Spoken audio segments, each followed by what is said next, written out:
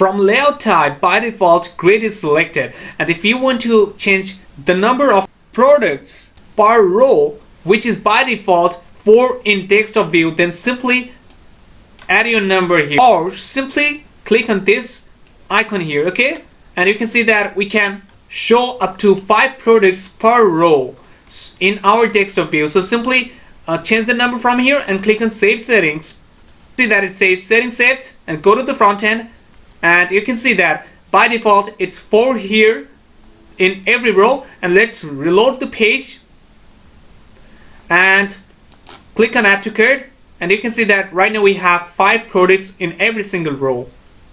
And by using the same procedure, we can change the number of items for tablet, mobile items, and also let's see the columns gap. For changing the column gap, you can simply change the number here. Suppose, let me give here 40 pixel, okay?